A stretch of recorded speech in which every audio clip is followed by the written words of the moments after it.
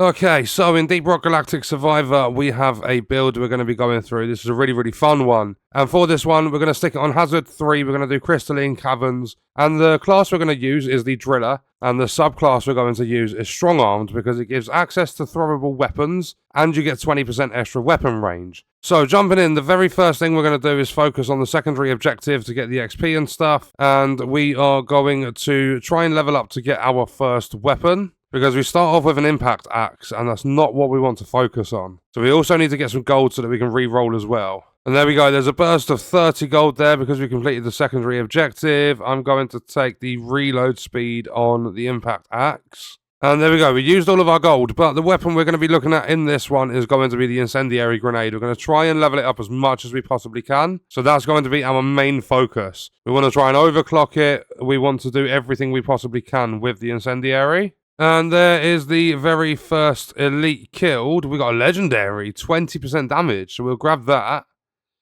Get those bugs to explode. Try and grab some XP on our way to the... That was a little bit risky. On the way to the drop pod. Oh, a little bit scary trying to actually get in there, but we did it. And the next weapon we're going to grab, even though we're not going to focus on it, is going to be... I'm going to take the tactical lead burster. And we've just got an artifact. We got the gold-tipped bullets. So we increase damage by 1% for every 5 gold we have. And that now means that I can't spend any gold in the shop because it's wasting damage percentage. And we've just leveled up. We also just got our very first overclock on the impact axe, which is not what I'm going for, but for some reason it's not giving me incendiary grenade upgrades.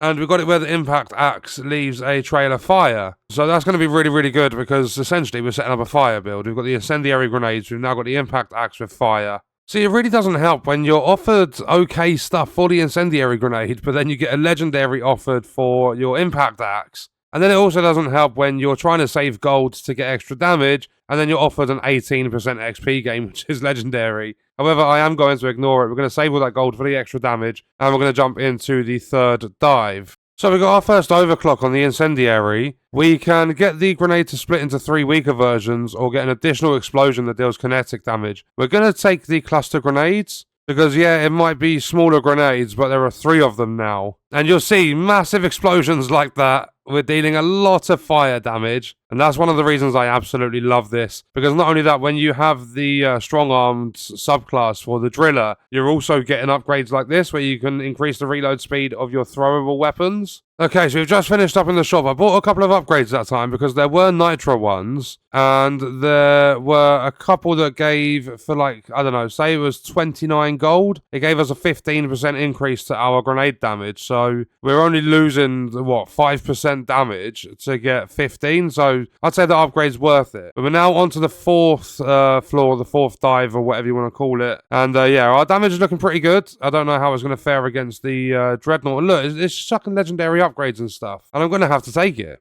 Okay, so we've got Overclock 2 for the Incendiary, and I'm going to take the Compact Explosives to get the extra explosion radius. We're doing really well, it's just it's not giving me anywhere near as many upgrades as I would like for my Incendiary Grenade. We've got a lot of gold and stuff now, and our crit chance goes up with Nitra. Plus, you'll also see how fast we got rid of the Elite. Right, so we're on the final floor. And we've managed to get to level 12 of the Incendiary, so we don't get the unstable overclock, but that just goes to show how good this thing can be. The fact that we're surviving with no trouble, and we haven't got anything with an unstable overclock. I'm going to take the 10% extra throwable damage. That's perfect. We've got a load of gold. Our crit chance is actually quite high, with 72%. So we've destroyed the egg. We've got the first elite that's come our way.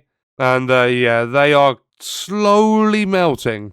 I'm going to grab this gold. That's extra damage right there. That's the first elite down. So now it's on to the big boy, the Dreadnought. I'm a little bit nervous because the only thing we really have following us are the turrets themselves. But just look at the burning damage. It's getting melted. I just need to be able to move out of the way of its attacks. That's going to be the only problem with this build, is the fact that you kind of need to stay in a small radius because of all the fire damage. Like, you need to lead enemies through the fire. But it's not a massive problem. We've got to Hazard 3, like the end of the run, with absolutely no trouble whatsoever. And it's not going to be long now until the Dreadnought is defeated. Ow. Come on, couple more. There we go. Dreadnought done. So if you have a look at the dive stats, we gained 49 levels, over 12,000 experience, we spent 19 minutes. We cleared all of the stages, and if you look at our damage, kinetic was 3.6 mil, fire damage was 5.7, and also if you have a look at the weapon report, granted the impact that was very, very good, I did get a couple of legendary upgrades for that one. But if you have a look at the Incendiary grenade, level 12, 3.2, almost 3.3 million damage, 3,000 DPS, and it was only level 12. We could have got it to 18 and got the unstable overclock, but it's going to deal a lot of fire damage. It's explosive. It's just so much fun to use in a build because whilst you're roaming around, even though typically you would try and stay in a small radius, whilst you're moving around, all you're seeing behind you is just explosion after explosion. And yeah, our total damage for that run was 9.4 mil. And that was a look at an Incendiary grenade build, my favourite Incendiary build in Deep Rock Galactic Survivor. And what we're going to do is leave that video there. Let me know your thoughts and stuff about the Incendiary grenade in the comments. I will see you guys on the next one. I hope you enjoyed it. I hope it helped you out. Thank you for watching.